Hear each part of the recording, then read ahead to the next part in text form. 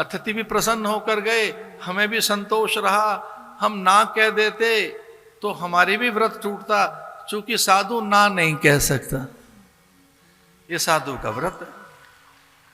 अब व्रत निभाएं, पारायण करें, अपनी प्रतिज्ञा में रहें, स्वभाव में रहें, क्या करें। आज ही की तो घटना है।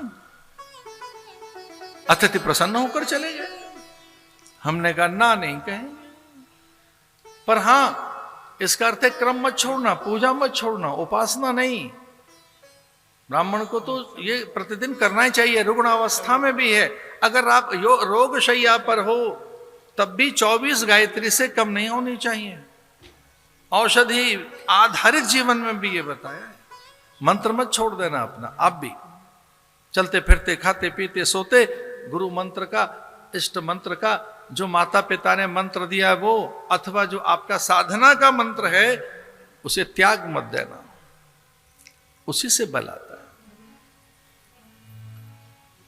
पल्लव की शैया पर बिछौना बनाकर और वह शाक फल कंद मूल लेते हैं और गाय से ही वो यज्ञ संपन्न हुआ। कौसल्यादि नारी प्रिय सर्वाचरण पुनीत, अति अनुकूल प्रेम दृढ़, हरिपद कमल विनीत, हरिपद कमल विनीत। गौ माता ही यज्ञ में मूल हेतु हैं। उनका ही रज मूत्र, उनके द्रव्य, गौ द्रव्य, गौ रस इत्यादि, उनसे यज्ञ होता है।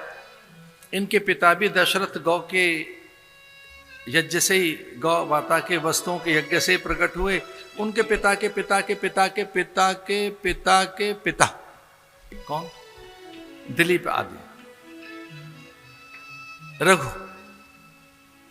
रघु का जन्म तो तभी तो हुआ, 21 दिन का अनुष्ठान बताया था गौ माता का। गुरु ने कहा, वशिष्ठ ने, गुरुदेव वशिष्ठ ने कहा 21 दिन का व्रत है, मेरी गौ माता ले जाओ। ये जहां चले, जैसे चले, जो खाए पिए, जब सोए, जब बैठे तब करना। राजा दिलीप वैसे ही करते, जब बैठ जाती गऊ तो बैठ जाते, चलती तो चलने लगते, जहां जल पीते वहीं जल पीते, जहां वो सोती वहीं सो जाते, जो घास खाती वही घास खाते वो राजा रानी। तस्याखुरन्यास पवित्र पांसु मपांसुलानां धुरि कीर्तनीया, मार्गम मनुष्येश्वर धर्म पत्नी, श्रुतेरिवार्थम स्मृतिरन्वगच्छ। 19वें दिन गौ माता प्रकट होकर कह लेंगे, जा तुम्हारे वंश में प्रतापी सम्राट होंगे। वे सब आए, भागीरथ, अंशुमान, ये सारे, खड़वांग, दीर्घबाहु, अज और दशरथ। गौ माता ने आशीर्वाद दिया था, जाओ तुमने मेरी बड़ी सेवा की है, राम आएंगे आपके घर में। आशीर्वाद दे दिया। ततो देवास गंधर्वा सिद्धाश्रय परमाश्रय, भाग प्रतिक्रियार्थम वे समवेता यथा विधि। यज्ञ आरंभ हो रहा है, सब देखो अपना अपना भाग लेने आने लगे।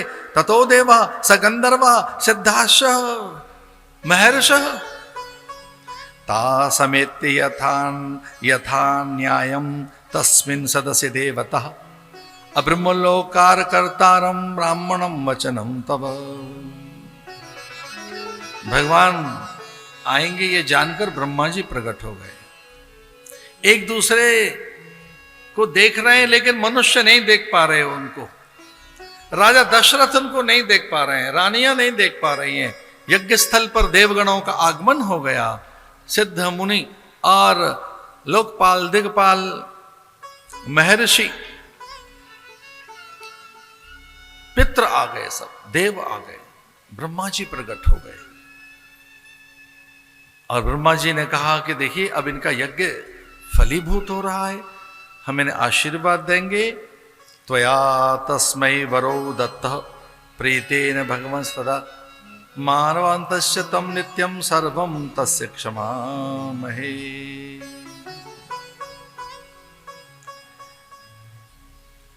सभी देवताओं ने ब्रह्मा जी को घेर कर कहा कि आपने इतना कठिन वर दिया है रावण को कि वो आपके वर के कारण ही इतना महान बना है। हे पितामह, अब वर दीजिए कि विष्णु आए। एक वर आपने तब दिया था रावण को, आपका वर पाकर वो इतना बलवान हो गया है, हमें अब वर दीजिए, इस यज्ञ को सिद्ध कीजिए। नैनम सूर्य प्रतपति पार्श्वे वाति न मारुतः चलोर्मिर्मालि च दृष्ट्वाम समुद्रोपि न कंपते। महर्षियों ने कहा कि आपने पता है क्या वर दिया है उसे? नैनम सूर्य प्रतपाति पार्श्वे वाति न मारुतः।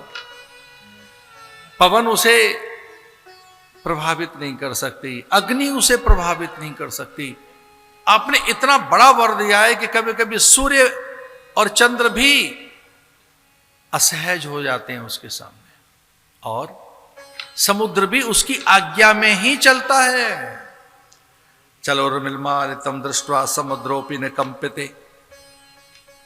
कभी कभी वो इतना अधिक मंत्रों का प्रयोग करता है कि समुद्र की लहरों को भी वो नियंत्रित कर सकता है, और वायु भी कांपती है कभी कभी, वो इतना अधिक बलशाली है।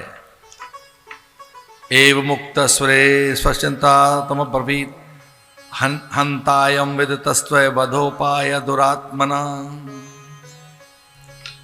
अब उसके वध का कोई उपाय बताइए हे ब्रह्मा जी।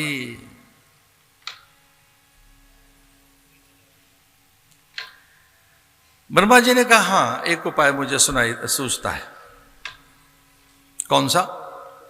बोले मैंने एक उसे ये कहा था कि तू अभय है, तुझे यक्ष गंधर्व किन्नर और देव कभी भी तेरा अहित नहीं कर सकते, उनके द्वारा तू मारा नहीं जा सकता। एक बात मैं बतानी भूल गया था। सब देवताओं ने कहा क्या बताना भूल गए थे? बोले मैं उसको वर देते देते एक बात कहना भूल गया था, और हाँ एक बात याद भी कराई मैंने कि तू मनुष्यों से मारा जा सकता है, पर मनुष्य तेरा क्या बिगाड़ेंगे। तो वो वरदान में देना उसे भूल गया था। ताम गतिम परमाम देव सर्वेशाम न परितप वदाय देव शत्रुनाम नृणाम लोके मनः क्रू।